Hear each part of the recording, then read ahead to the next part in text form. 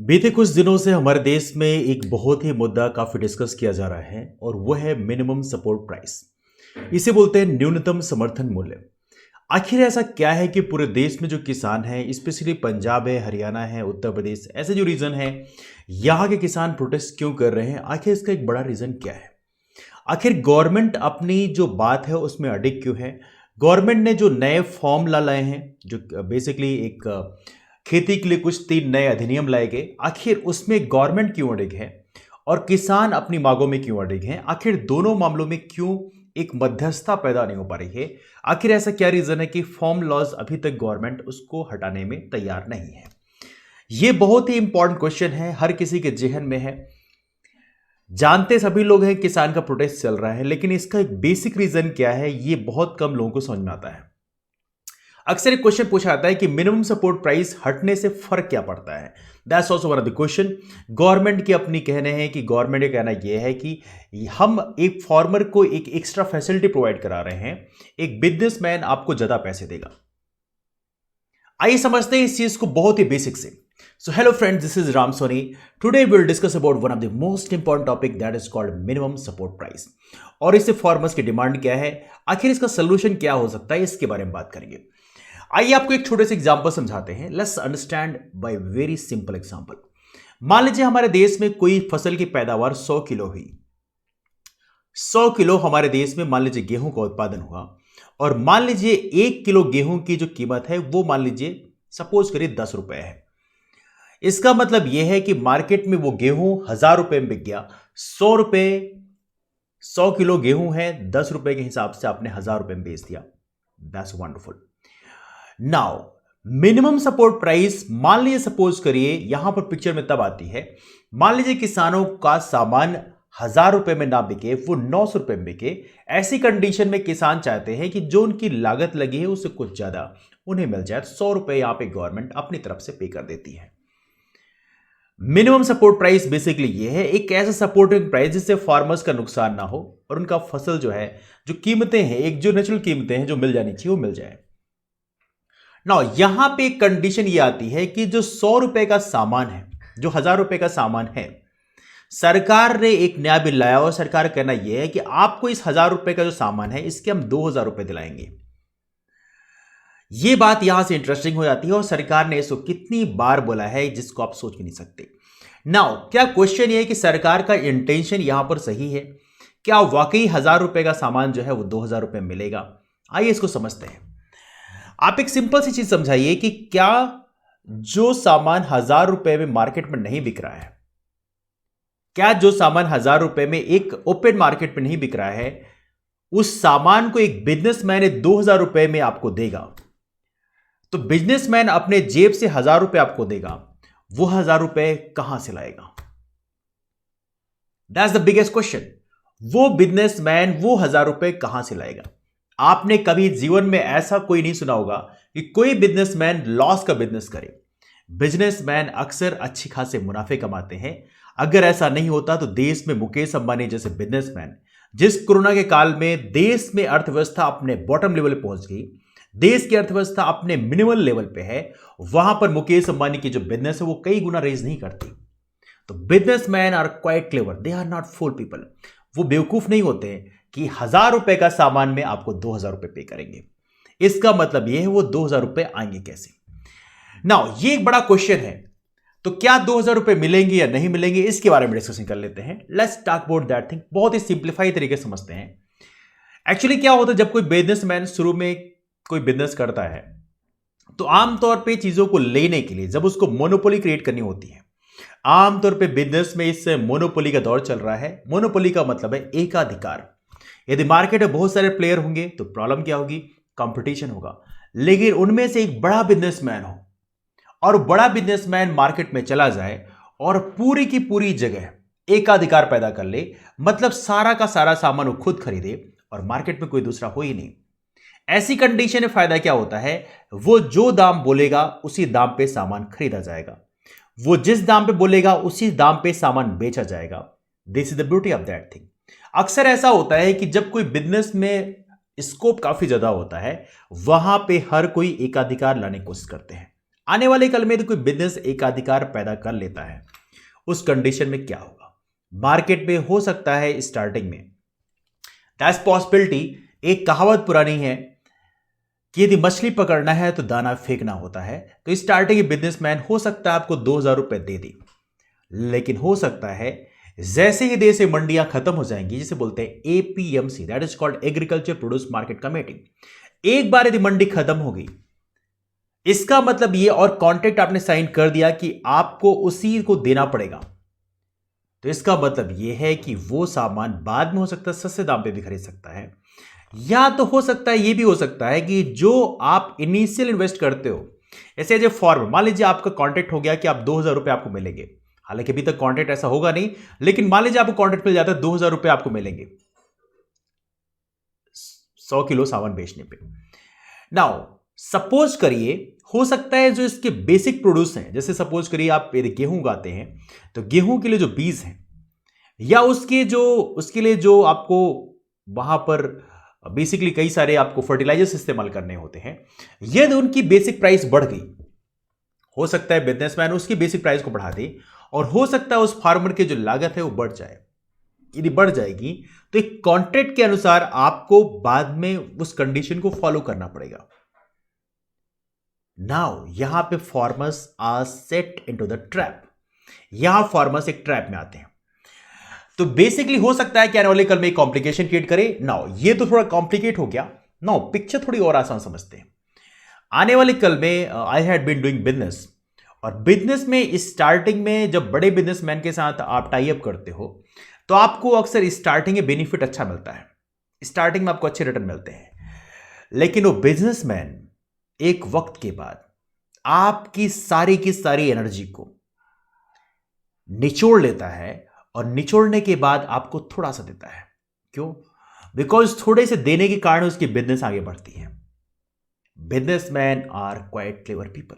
When we study the marketing में चीजें बहुत ही यूनिक तरीके से समझाई जाती हैं, एक कैसे आपको मार्केट में जो स्कोप है वो क्रिएट करना है। आने वाले कल में यदि आप एक छत्र अधिकार आपके पास में है, तो आप फार्मर्स के से जब अगला कॉन्ट्रैक्ट आप रिन्यू करेंगे, उस कॉन्ट्रैक्ट को रिन्यू करते वक्त यह भी हो सकता है कि जो आपने 2,000 रुपए कॉन्ट्रैक्ट साइन किया था 100 किलो के लिए, हो सकता है उस कॉन्ट्रैक्ट को आप बोलें, फार्मर को समझाएं कि मार्केट में दाम मिल नहीं रहे, और जब मार्केट में दाम मिल नहीं रहे तो इसका आप वापस से 1,000 रुपए कर देते हैं, क्योंकि मार्केट में जब दाम मिल नहीं रहे तो हम आपको कॉन्ट्रैक्ट साइन नहीं करेंगे। अब फार्मर्स के पास कोई जगह ही नहीं रहेगी, मंडी तो पहले आपने बंद करवा दिया, फार्मर्स के पास कोई जगह ही नहीं रहेगी कि वो अपना सामान वहां पे जाके बेचे। तो आने वाले कल में यह भी कंडीशन हो सकती है कि फार्मर्स को सस्ते दाम पे सामान बेचना पड़े। 2 कंडीशन मैंने आपसे डिस्कस की, और तीसरी कंडीशन अब आइए बात करते हैं। देखिए एक्चुअली क्या होता है कि बहुत सारे लोग जो फार्मर नहीं हैं, उनको लगता है कि इससे कोई फर्क नहीं पड़ता, जो कि फार्मर्स प्रोटेस्ट कर रहे हैं, मुझे कोई फर्क नहीं पड़ता, फार्मर्स का है, मैं खेती नहीं करता। मेरा कहना यह है, एक बिजनेसमैन एक फार्मर से यदि 1,500 रुपए या 2,000 रुपए में सामान खरीदता है, तो आपको कितने रुपए में बेचेगा? मैंने कई जगह देखा है बिजनेस में जो फार्मर्स होते हैं वो अपना दाम, अपना सामान बहुत सस्ते दाम पे बेचते हैं। इसकी बदौलत आपको खाने की जो कीमत है बहुत कम अदा करनी पड़ती है। यदि फार्मर्स बिजनेसमैन बन जाए, यदि फार्मर्स आपको सामान महंगा बेचने लगे, तो आपको एक रोटी खरीदने के लिए भी अच्छी खासी कीमत अदा करनी पड़ेगी। हमारे देश में खाना खाना एक बहुत ही सिंपल चीज है, लेकिन असल में देखा जाए यदि फार्मर्स अपने सामान की कीमत बढ़ा दे, तो उस सामान की आपको अच्छी खासी कीमत अदा करनी पड़ेगी। जो आटा मान लीजिए आपको 30 रुपए केजी बिकता है, यदि फार्मर उस सामान की कीमत बढ़ा दे तो शायद आपको 100 रुपए किलो मिले, लेकिन फार्मर हमारे देश में ऐसा कभी नहीं करता। लेकिन जो बिजनेसमैन है जिसको सामान बेचेगा, वो बिजनेसमैन जरूर करेगा। बिजनेसमैन को कोई फर्क नहीं पड़ता। बिजनेसमैन इंतजार करता है तब तक का जब तक कि लोग टूट नहीं जाते और वो महंगा सामान खरीदना शुरू नहीं कर देते। तो आने वाले कल में ये पॉसिबिलिटी क्रिएट हो सकती है। इस पॉसिबिलिटी से हम डिनाई बिल्कुल नहीं कर सकते। हालांकि फॉर्म रिफॉर्म बिल, इसमें एज सच गवर्नमेंट ने कोशिश किया है कि कंट्रोवर्सीज क्रिएट ना हो, लेकिन देखा जाए तो एक बड़ी कंट्रोवर्सी मैं आपको समझाता हूं। हर साल हमारे देश में मिनिमम सपोर्ट प्राइस मतलब न्यूनतम समर्थन मूल्य के रूप में फार्मर्स को गवर्नमेंट ऑफ इंडिया के द्वारा कई लाख करोड़ रुपए पे किए जाते हैं। ये 1-2 हजार रुपए की बात नहीं है, ये कई लाख करोड़ रुपए की बात है। नाउ क्वेश्चन ये बनता है, गवर्नमेंट ऑफ इंडिया बेसिकली अपने इस लॉज में अडिग क्यों है? Because government of India is planning to save their money of MSP. जो गवर्नमेंट कई लाख करोड़ रुपए खर्च करती है किसानों के लिए, वो पैसे वो अपने पास रखना चाहते हैं। They don't want to give that money to the farmers. हमारे देश में असल में काफी कमाल की बात यह है कि हमारे देश में जब भी गाज गिरी, वो हमारे देश में जो सबसे रिमोट कंडीशन में है, जो सबसे पुअर कंडीशन में गाज उसके ऊपर ही गिरी। जैसे यदि बात करें, असल में यदि आप समझना चाहें तो हमारे देश में जब भी डिमोनेटाइजेशन लाया गया, डिमोनेटाइजेशन का मतलब यह है कि जब आपने डिजिटलाइजेशन की तरफ कदम रखने की बात करी, आपने उसकी तैयारी नहीं की और तैयारी ना करके आपने लोगों को फोर्स किया कि आप बैंक में जाके पैसे रखो। हालांकि banking system is great system, banking system बहुत अच्छी बात है, लेकिन गलती क्या हो गई कि आपने लोगों को फोर्स किया कि आप डिजिटलाइजेशन करो। हमारे देश से बहुत सारे लोग डिजिटल इकोनॉमी को नहीं जानते और इसके चलते बहुत सारे लोगों का जो बिजनेस है वो ठप हो गया, बहुत सारे लोग अनएम्प्लॉयड हो गए और उसका असर हमारे देश में वो असंगठित क्षेत्र को हुआ जो पहले से ही गरीब था। और कमाल की बात यह है कि अब अगली गाज किसानों पे गिरने वाली है। जीएसटी जैसे जो बिल लाए गए, इसका नुकसान किसी बड़े बिजनेसमैन को नहीं हुआ।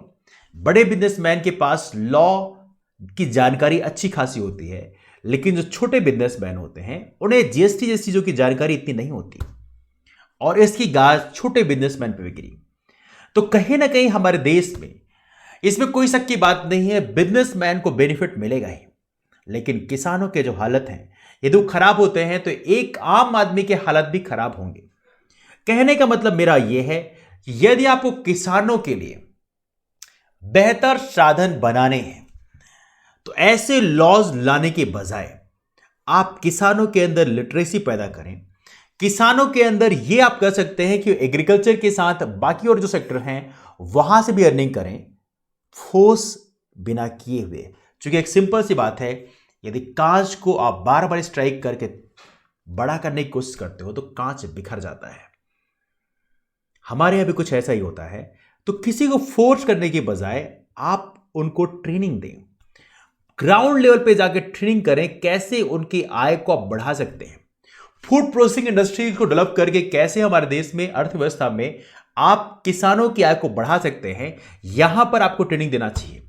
लेकिन कमाल की बात यह है, फूड प्रोसेसिंग इंडस्ट्री में जितना पुश आपको करना चाहिए था वो करने के बजाय आपने वापस से एक बार फिर शॉर्टकट लेने की कोशिश की। आने वाले कल में शायद आपके द्वारा लिया गया स्टेप आने वाले कल में एक नॉन सस्टेनेबल डेवलपमेंट की तरफ हो सकता है ले जाए। तो कहीं ना कहीं देश के हर नागरिक को यह समझना चाहिए कि किसानों का जो आंदोलन है वो यहां पर काफी जेन्युइन है। गवर्नमेंट के द्वारा लिया गया स्टेप जल्दबाजी में लिया गया है। They have to remove the form reform bill. Form reform bill को वहां से बैक ऑफ उन्हें कर लेना चाहिए, लेकिन देखते हैं गवर्नमेंट इसको बैक ऑफ करती है कि नहीं। देखिए, इसमें कोई शक की बात नहीं, गवर्नमेंट को बहुत सारी सब्सिडी पे करनी पड़ती है, मुझे इसमें कोई शक की बात नहीं है। लेकिन कमाल की बात यह है कि हमारे देश में हेल्थ सेक्टर हो, चाहे एजुकेशन सेक्टर हो, चाहे एग्रीकल्चर सेक्टर हो, यहां पे जितना पुश करना चाहिए उतना पुश हम ऐसा कर पा नहीं रहे हैं। हमारे देश में हमने सिर्फ बोल बच्चन स्टार्ट किए हैं, तो बहुत सारी चीजें हमने स्टार्ट करने की कोशिश करी है, बहुत सारी प्लानिंग हमने बनाई है, लेकिन प्लानिंग को एग्जीक्यूट हमने नहीं किया। ग्राउंड लेवल पे देखा जाए तो ग्राउंड लेवल में आज भी लोगों की जो इनकम है वो अपने निचले स्तर पर है। तो कहीं ना कहीं we have to design in organised way, एक ऑर्गेनाइज तरीके से प्लानिंग करने की जरूरत है, उसको एग्जीक्यूट करने की जरूरत है। यदि हम करेंगे definitely I hope so we will get better results. लेकिन फॉर्म रिफॉर्म बिल के बारे में देखा जाए तो कहीं ना कहीं ये देश के किसानों के लिए थोड़ा सा चौंकाने वाला है। और यदि एमएसपी बंद होती है, हमारे बहुत सारे किसानों को लगता होगा कि एमएसपी से कोई फर्क नहीं पड़ता, बहुत सारे किसानों को लगता होगा कि एमएसपी से, चूंकि देश के बाहर के जो किसान हैं जिनको जानकारी थोड़ी कम है, उनको लगता हो कोई फर्क नहीं पड़ता। लेकिन जो आपको एक नॉर्मल दाम मिलते हैं वो एमएसपी की बदौलत ही मिलते हैं। यदि एमएसपी बंद कर दी जाए तो कहीं ना कहीं you will suffer from there. Anyway government को यहां पे और भी रेगुलेशन लाने की जरूरत है। लेकिन ये जो क्वेश्चन है, लोग कहना ये है कि गवर्नमेंट आखिर इतना प्रोटेस्ट हो रहा है, हरियाणा, पंजाब, दिल्ली के बाहर आउटस्कर्ट की बात करें तो वहां पर करीबन कई किलोमीटर लंबी, मतलब एक प्रकार से प्रोटेस्टर्स हैं, किसान जो हैं वो लाइन लगा रखे हैं, 1-2 किलोमीटर नहीं, कई किलोमीटर लंबी वहां पे प्रोटेस्ट हो रहे हैं। हालांकि नेशनल मीडिया पे शायद वो दिखाया नहीं जा रहा है, लेकिन यदि आप देखें ऑनलाइन मीडिया, सोशल प्लेटफॉर्म में कई सारे यूट्यूब चैनल्स हैं, they are showing this one to you. आखिर जब प्रोटेस्ट इतना हो रहा है तो आप गिव अप क्यों नहीं कर देते? लेकिन गिव अप आप इसलिए नहीं कर रहे हैं बिकॉज आफ्टर ऑल ये कई लाख करोड़ रुपए की बात है। यदि एमएसपी बंद की जाती है तो गवर्नमेंट को कई लाख करोड़ रुपए का मुनाफा होगा, और इस कई लाख करोड़ के मुनाफे से हमारे देश में गवर्नमेंट को काफी इजाफा होने वाला है। देश में जो हमारा सिस्टम काम करता है, यदि उसको समझने की कोशिश करें तो एक सिस्टम बड़ा इंटरेस्टिंग है। आइए समझते हैं इसको। हमारे देश में जब भी, ये काफी सरप्राइजिंग है कि हमारे देश में एक इलेक्शन जो expenses election commission of India declare करती है। इलेक्शन एक्सपेंसेस इस तरह से होते हैं कि आप यदि लोकसभा का चुनाव लड़ते हैं तो आप 70 लाख रुपए तक का इन्वेस्टमेंट कर सकते हैं। यह आपके लिए अलाउड है। मैं honourable election commission of India से पूछना चाहता हूं कि क्या एक मेंबर ऑफ पार्लियामेंट को उनके जीवन काल में इतनी सैलरी मिलती है कि वो 70 लाख रुपए की अर्निंग कर पाए? तो फिर आखिर 70 लाख रुपए तक का इन्वेस्टमेंट आपने अलाउ क्यों किया है? यदि आप ये बोले कि करप्शन करके वो अर्निंग करेंगे, ये तो गलत बात है। तो इलेक्शन कमीशन ऑफ इंडिया को ये सोचने की जरूरत है कि आपने एक्सपेंसेस 70 लाख क्यों कर रखे हैं। 70 लाख रुपए, इतना तो मुझे डाउट लगता है कि एक मेंबर ऑफ पार्लियामेंट अपने 5 साल के ड्यूरेशन में 70 लाख रुपए कमा सकते हैं। तो कहीं ना कहीं हमारे देश में जो करप्शन है वो भी कम करने की जरूरत है। Anyhow, I am not putting that thing over there. इन चीजों को हम अगले वीडियो में डिस्कस करेंगे, लेकिन डिस्कशन को यहीं से वाइंड अप करेंगे। लेकिन अपने ओपिनियन जरूर दें, आपने ओपिनियन जरूर दें कि इन चीजों के बारे में आपकी राय क्या है। वीडियो को यदि आपने अब तक लाइक नहीं किया तो लाइक जरूर कर दीजिएगा। चैनल को यदि आपने अब सब्सक्राइब नहीं किया तो यदि अगला कंटेंट आप देखना चाहते हैं सब्सक्राइब कर सकते हैं। इस वीडियो को अपने दोस्तों को शेयर भी कर सकते हैं जिससे वो भी अपने ओपिनियन दें। That's all for now. मिलते हैं फिर, bye bye, take care, thank you.